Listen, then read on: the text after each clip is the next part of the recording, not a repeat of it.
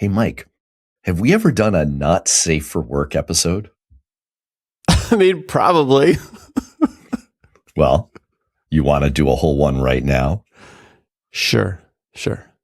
All right, well, here we go, because this is going to be our hottest episode ever of 5 Minute Finance, the show where we kind of lighten your load. We don't try to optimize the heck out of your life. We just help you get stuff done with practical advice so you can, live your life. I'm Matt Robison, and that is the sultry tone of Mike Morton, our certified financial planner. And today, oh my gosh, today's episode comes right out of a circa 1990 Cinemax movie called Private Assets. We have the trailer for it right now. He was a certified financial planner. She was a wealthy professional with money looking for a place to go. Now he's going to handle all of her private assets. Mike, Mike, you want to talk about private assets? Is this as exciting as I think it is? Yeah, private assets, alternative assets. Well, let's get into it. Let's dive right in. Yeah. All right. I guess we should let people down easy. This is pretty exciting, but maybe not as much as I'm making it out to be. What are you talking about here when you speak of private assets? Private assets. So, you're familiar with the public as opposed to as public assets, which are your low-cost index funds that we talk about all the time. Things that you can just easily click buttons, log in your brokerage account, your IRA account, click on buttons and trade them, during the day. Mutual funds at the end of the day. So those are public equities. They're publicly available to everybody. And so then you have this other class that might be called alternative investments. We'll touch on that a little bit. And then, of course, private investments, which are not always offered to everybody, a little bit more exclusive, a little bit harder to find. And there's certain pros and cons of going into that. So I thought we'd spend a little bit of time today kind of defining public versus private, and then diving in the private equity side and seeing, is this something that would make sense for you?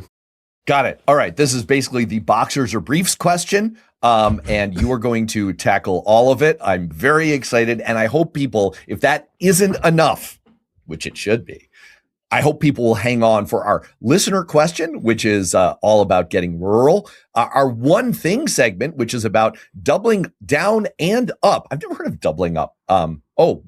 Unless I'm playing poker, in which case it never happens to me. And finally, we have our books I'm reading and our worth knowing segment, which is all about hiding things. Maybe it's about hiding our private assets. All right. Should we get to it? All right, let's do it.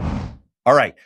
So you drew the distinction a moment ago that we're talking about the public markets that we're all familiar with, stock market, et cetera, versus private options for investing your money. Yep. Yeah. So the private options for investing your money is going to be private equity.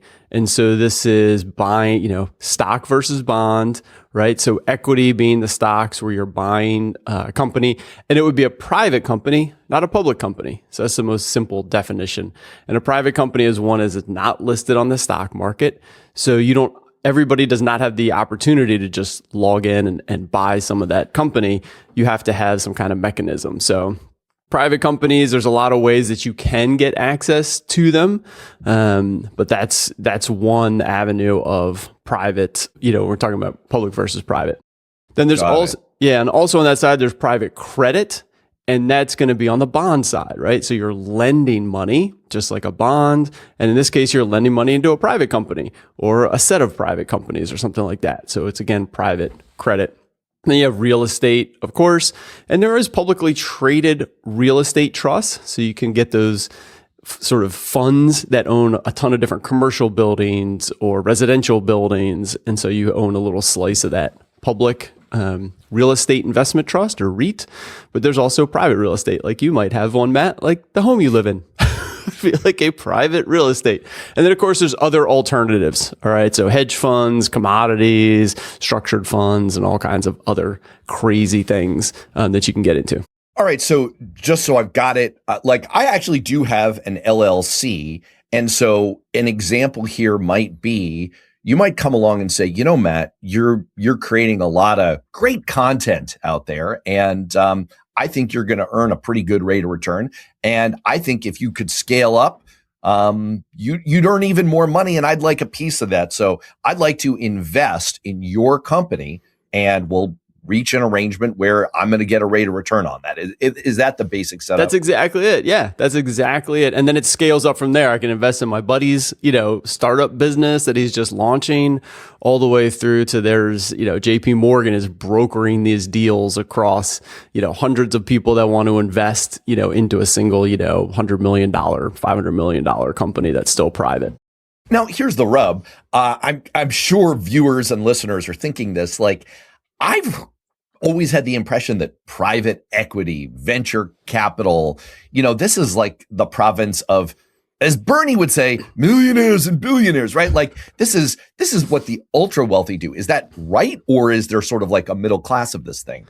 There's definitely a middle class of this thing. So you can get involved. It's a little trickier. And really the question is like, why am I getting involved? Is this right for you? And that's one of the things that you really have to answer. Like, all right, this sounds interesting, but don't just go for the exclusivity, right? That's what you're saying, Matt. It's like, oh, this is what millionaires and billionaires do, so I need to be doing it too. Nah, that's not a good reason for like diving in and doing something. Figure out if it's going to be the right option for you. All right. So leading question, is there a test for this? Like, how do you figure out if this is right for you? Well, one of the things you have to know first is that there are certain limitations to do some of these investments. And one is being an accredited investor. And an accredited investor. Now, if you and I, in your example, Matt, if you're like, hey, I want to, I got this little LLC. Do you want to invest some money? We could just hire a lawyer, draft some documents, and go ahead and do that. But typically when you're matching up, the government is like, no. The government wanted to protect the consumer, like they do in many things, for people going out there and say, hey, Matt, you should invest in this great company. I got this great company. It's going to be, it's worth $1 million now. It's going to be worth $100 million, and you should sign up. And I could go to like 50 people or find them on the street. I could create some really great marketing materials that makes it look like a dream opportunity and get people to give me money. And maybe the opportunity is that great or not. So you have to be an accredited investor, typically, to make investments in private equity. And that is a test of either typically making $200,000 of income or more, or having $1 million of investments or higher. I see. So this is actually, that's interesting, because this could apply to way more people than I guess I had pictured it. But It gets back to your question of like, is this a good idea? Like, why would I do this over what we constantly talk about on this show of like, low cost index funds? Like, how do people think about that? Yeah, you want to think about like why you're doing this. So do you think that it's going to be higher returns? Like there's, that sort of obvious one, like, oh, I would like to invest in the private market because they make better returns than the public market. And I want like a slice of that. Is that true or not? We can get into, but that would be a reason. There's tax strategy reasons for being in private markets, income, diversification, or Matt, is it just like fear of missing out? Hey, this is what all the cool kids are doing. Like I got to get into like private equity and these private things, the exclusive club. That's a bad reason for doing this, but that is an emotional reason. A lot of people are like, oh, they're reading it in the paper all the time. And then you'll hear about the home runs, right? You hear like, oh, the returns are great. Look at what happened to this company and this company, but you don't see the hundreds that just go under.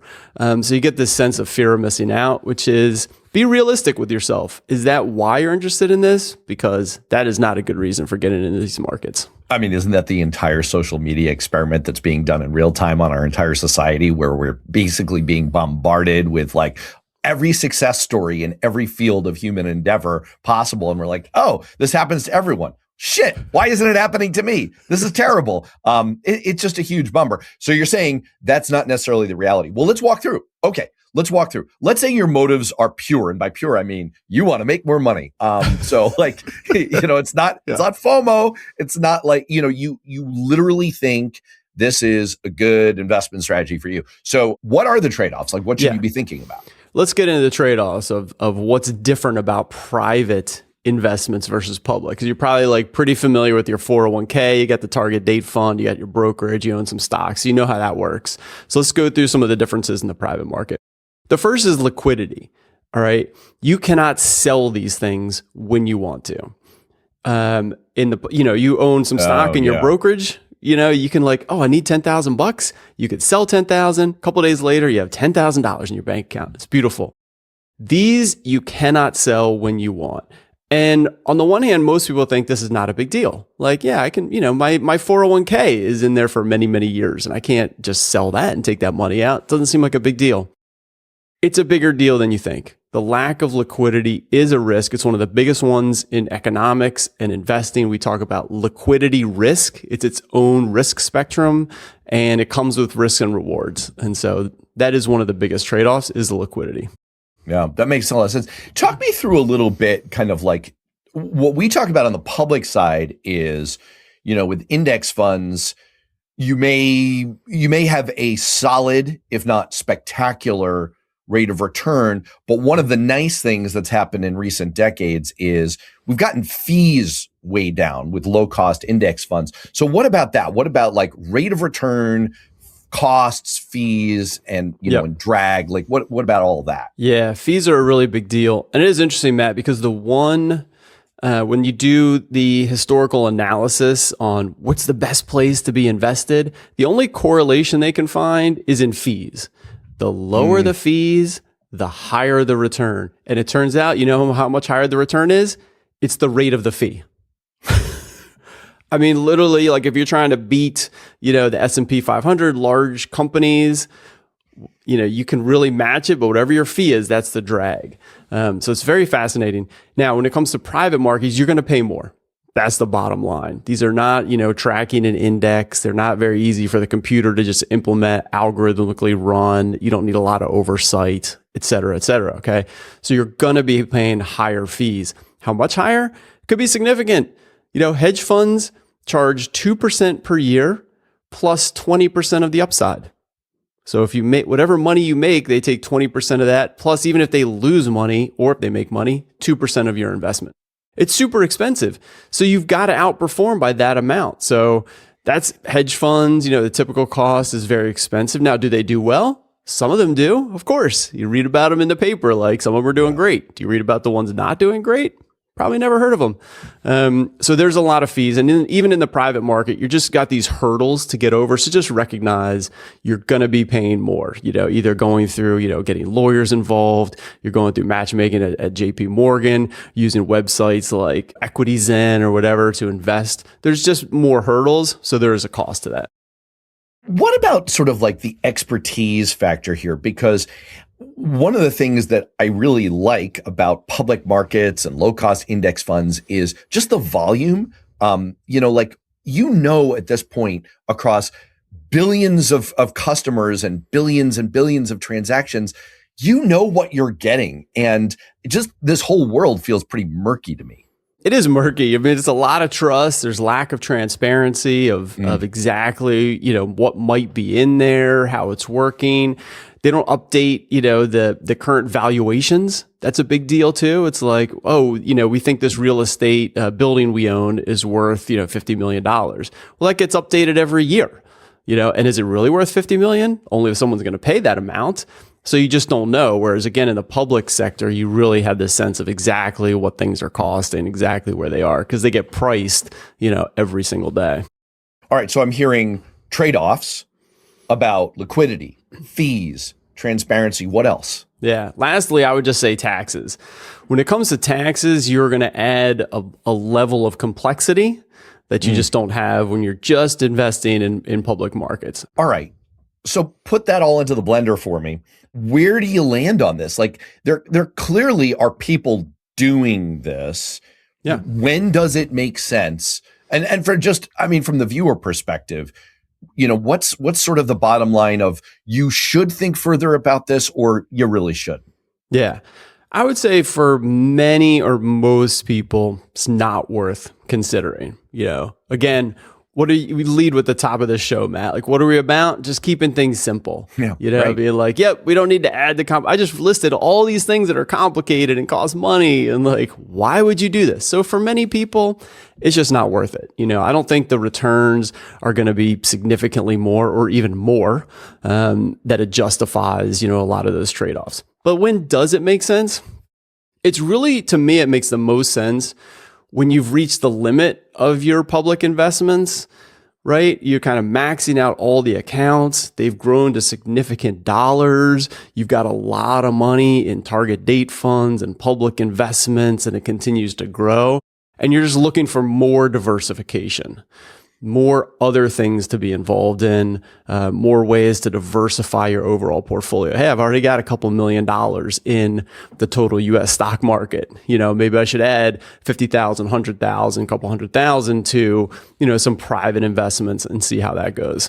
It's so funny. That kind of takes us full circle back to my premise at the beginning of this. Feels like the kind of thing that you really have a lot of assets at your disposal. It's really like for folks like that, not like Festivus for the rest of us.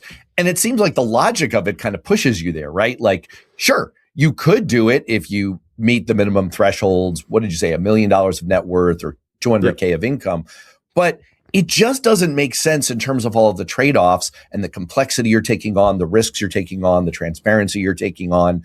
You might as well just avail yourself of the public tools. Other reasons to get involved, not just, hey, my portfolio is kind of getting bigger and bigger and I want to diversify, but it's also, I want to make an impact. So impact investing, if you want to make some smaller investments in that area, that's a great way of targeting your money. It could be local, right? It could be things that you believe in. So that's a reason to get involved. Another one is because you like it. Hey, I like, small business. I like kind of watching this stuff or doing it. There's ways like WeFunder, there's online places that you can get involved for relatively low cost. And it's pretty fun and interesting. So you can like set aside a bucket of money, have your budget, and get involved that way. And so there's certainly, I don't want to squash opportunities. There's other reasons to get involved in this, especially if you have an interest in particular things, particular small business. Hey, my buddy's starting something and I want to support them. Great. So there's a few other reasons that you might want to get involved. Before we get out of this topic, could you just circle back for one more second? What you said about liquidity is really interesting. That's like a nugget that I think doesn't occur to people, just like the value of liquidity that we maybe undersell a little bit. Is there a way to think about this, or, like a way for people to kind of test their own, like liquidity status? Yeah, you could, as a 5-minute task, what you can do is just make sure that you have funds available in case of emergency. And I always recommend that. And so if you're under 59 and a half, you're not going to be, withdrawing from your IRAs, hopefully, because that comes with a 10% penalty. So just see, what do you have in your brokerage account? Do you have enough cash? Could you sell something, if you needed it? So that's a great way of testing the liquidity. Do you have a backstop? Hey, I don't have a lot in my brokerage account, but I got a HELOC that's ready to go if I need to get some money. Matt's favorite HELOC. So that's the way to quickly test your liquidity. And again, there's two pieces to it when it comes to private markets. There's your own personal liquidity, which is what I just talked about, but the liquidity of these investments in general. Just read the fine print. Sometimes you cannot get out of them. The problem here is that you lost me, because all I can think of now is you always use a HELOC when you're investing in your private assets. All right. Anything else to cover? Let's end it right there, man. Let's end it before this gets any worse. Exactly. All right. Well, with that, let's get to our listener question. Reminder, as always, if you're a client of Mike's, why are you going through me to ask him a question? Call him. It's amazing. Like Alexander Graham Bell works. Totally freaking works. Even for like the texting generation, it'll take your text. For the rest of us, you can email at pod@mortonfa.com. And this week's question is kind of a long one. Here we go. Is farmland a good investment? That's it. That was it. Yeah. Is farmland? This is interesting. I never thought about this. My brother-in-law's a farmer. And I never thought of this as like, farmland as an investment. Is it? Well, you can go and ask him and see if he wants some of your money. That's, can I invest I'm in not your sure I land? want to do that because we just covered all this stuff about private assets, and I'm not sure I want to go there. Yeah, exactly. Farmland, it's fascinating. Farmland, and there's also just like forests, timber and forests and carbon sinks. There's all kinds of stuff you can get invested into. Farmland can be a fine idea. It's like everything else that we were talking about in this episode. Really kind of evaluate it and see if it's going to make sense in your portfolio. And it goes back to, why am I investing in farmland? Hopefully you think it's a good rate of return for the risk. And then also, where does it fit into your overall investment portfolio? So I definitely have friends that have, own some farmland. It's a real asset. It's not going anywhere. They're not making more land. And so land and real estate can be a great diversifier and great investment. Just make sure you answer the questions that we talked about today in terms of how it's going to fit into your investment timeline. All right. Sounds good. Well, with that, let's do worth knowing. Should we do worth knowing? All right. Let's see if it's worth knowing. All right, Mike. What have you got for worth knowing? This involves my favorite pet topic, the U.S. Congress. The U.S. Congress, they're meddling in our investments again, Matt. So a bill is getting passed in the House and pending in the Senate that would authorize basically hiding fees. Like, you no longer have to disclose fees for certain funds.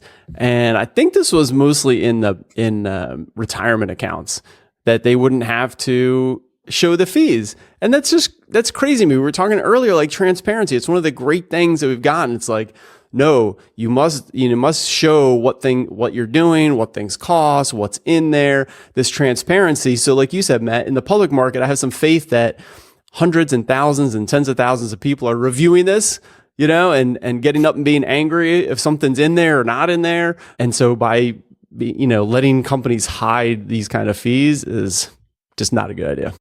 I'll digress for like 45 seconds on this to say, longtime viewers know that this was like an earlier phase of my career. I was a longtime congressional staffer, and we experienced this all the time. I had a member of Congress I worked for who was on the Financial Services Committee. And let me just say that you will have financial services companies come to you with all kinds of clever reasons why this thing that they're suggesting that's super good for them is so great for consumers.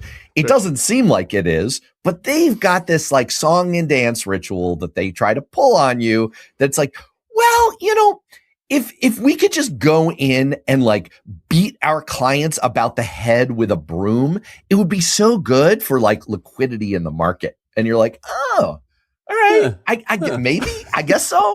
It's very rarely true. This is what brought like the whole Great Recession. We had all of these financial services firms saying like, well, mezzanine CDOs and credit default swaps are super great tools for market liquidity. And, you're like, really?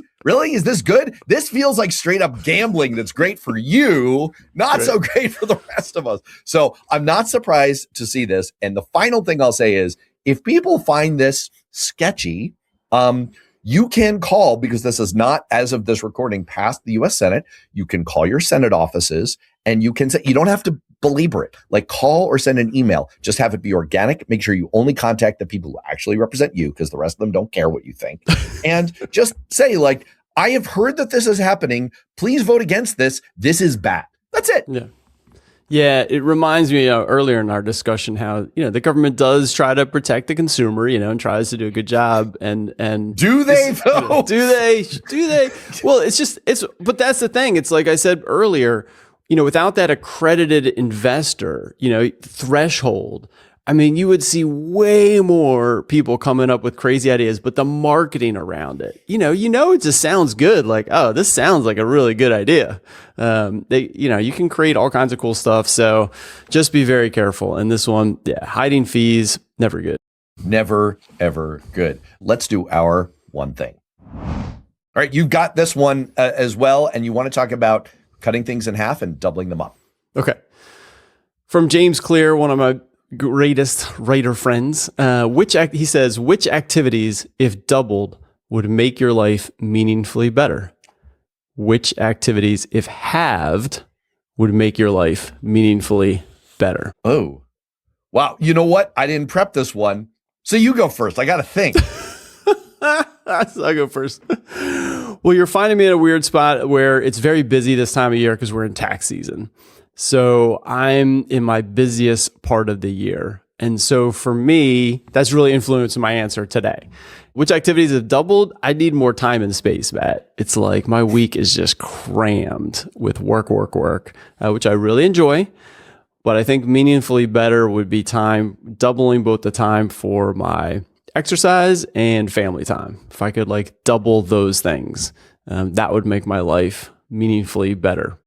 And the have is just the other side of the equation. If I could just like have, some of the work that I'm doing. So I'm working on both of those. But that's my current answer in this moment, in this season.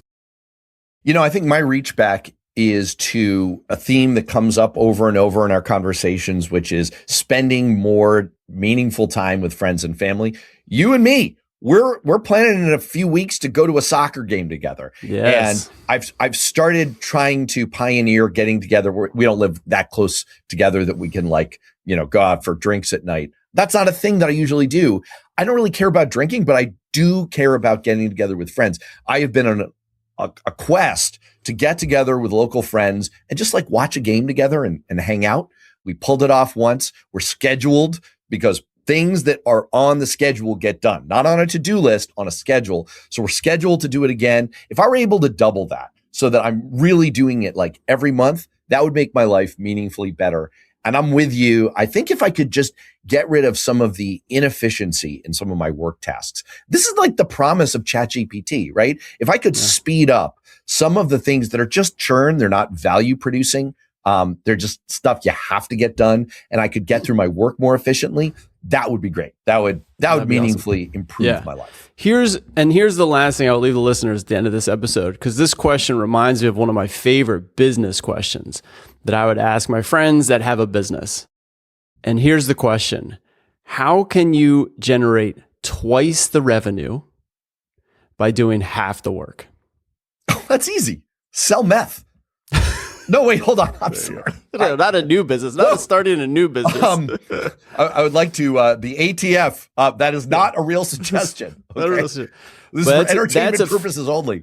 That's a fascinating question. If you start sitting with that, and really sit down for like half an hour or an hour with that, how can you make double the money in half the time? That's a challenging question. That's awesome. That's a great one to get out of here on. And in all seriousness, the answer is not meth. It probably is putting more time into your private assets. And on that note, for Mike, I'm Matt. We'll see you next time. Thanks, Matt. Thanks for joining us on 5 Minute Finance. If you like what you heard, please subscribe to and rate the podcast. It makes a huge difference for my show. You want more? Find Morton FA on Substack. If you have a comment or question, please email pod@mortonfa.com. Until next time, thanks for tuning in. This recording is for informational purposes only and should not be considered for investment advice. Opinions expressed are as of the date of recording. Such opinions are subject to change. I cannot guarantee the accuracy or completeness of the data presented here.